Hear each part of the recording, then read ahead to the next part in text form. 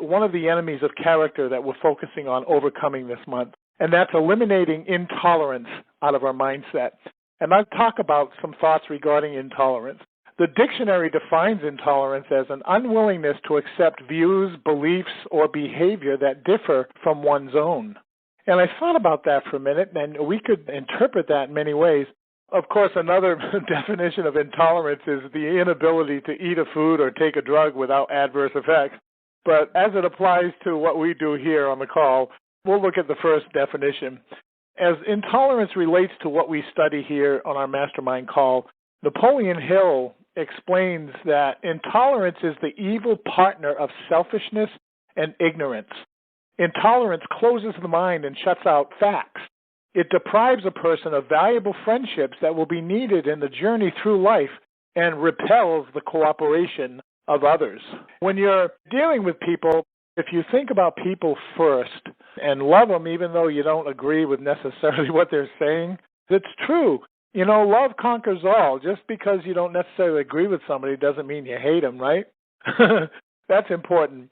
And with respect to intolerance, in essence, as it relates to the principles that we cover in our daily mastermind, intolerance is a lack of respect for practices or beliefs other than one's own.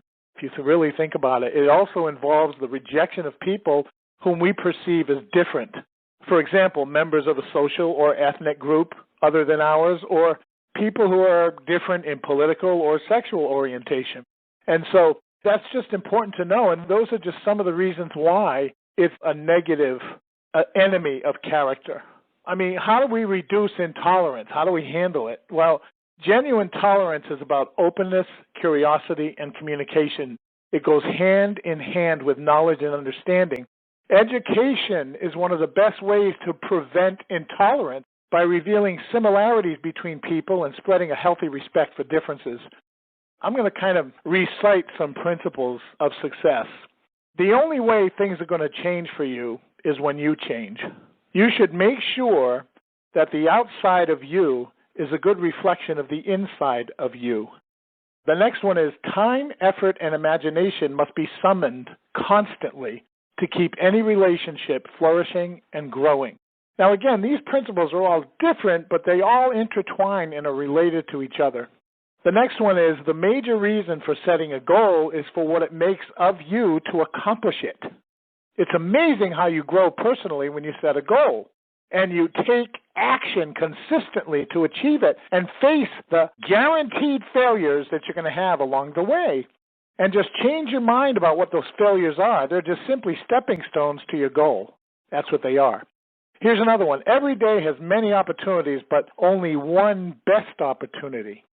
Think about that. Here's another one. Don't join an easy crowd. You won't grow. Go where the expectations and the demands to perform are high. Here's why. Because when you stretch yourself to something that you're not very comfortable with, guess what? You're on track.